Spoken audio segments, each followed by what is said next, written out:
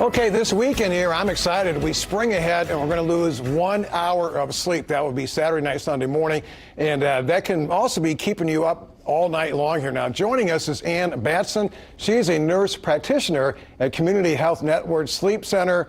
And I got to ask you this question. Does it really, really matter that we're going to lose only 1 hour of sleep here come Saturday night?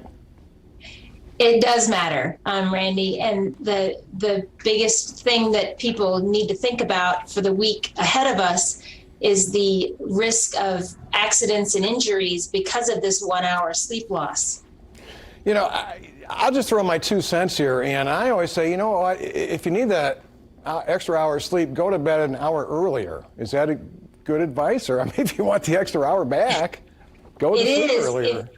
It is if your brain is going to comply with that idea. Some people might try to sleep a little extra this weekend to prepare for this, but they find that they can't sleep, or more often than not, it's over a weekend, so people are up later. They don't get an extra hour, they don't take a nap, and they head into the coming week sleep deprived or more sleep deprived than their usual.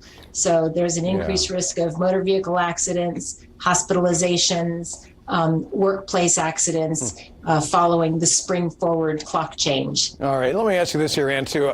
How much sleep should we all get? Everybody's different. Some people say, oh, I can get by on only 4 hours sleep. I can get by on 6 hours sleep. I need 10 hours of sleep. We're all different. So is 8 hours, should that be about it for everybody? No, you're right. A lot of people are very different. There's a small percentage of people who are short sleepers, where they are adults who require fewer than 7 hours of sleep, and some people just require more.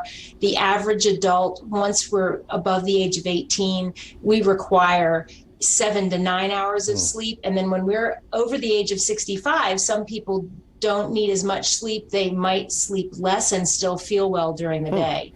You know, I just turned 65, and I usually get about 9 or 10 hours of sleep a night, and I love it. I can sleep right on through pretty much. But I think that's because during my earlier years, we had 4 children. I used to get up in the middle of the night here, and I'd only get like 5 or 6 hours sleep. So I think I'm doing a lot of catching up. I guess we do that too. I'm glad you're getting your sleep now. Okay. What are some of the simple ways that we can improve our sleep? I think it's to be just aware of what our body does need, and then try to embrace the sleep that we need. One of the biggest problems we have right now is a 24-hour lit world, 24-hour access to entertainment, 24-hour vigilance on social media and news feeds. I think it's just a good general rule for most people to have a curfew on that activity and have a bedtime and keep a consistent wake time and bedtime, and protect their sleep. We can only burn the candle at both ends for so long without a health consequence. Real quick here, we're running out of time, Ann, but where can people go to get more information? Well, if they're having any true sleep difficulties, we've got a sleep clinic at Community Health Network. We treat all sorts of sleep disorders. We would prefer that to address the problem than for people to go asking for prescriptions or sleep aids. Those are not always the right answer. Okay. And I appreciate it. Thanks for taking the time to be with us here on Indie Style. So I will make sure I get caught up on my sleep during the upcoming weekend. So appreciate that.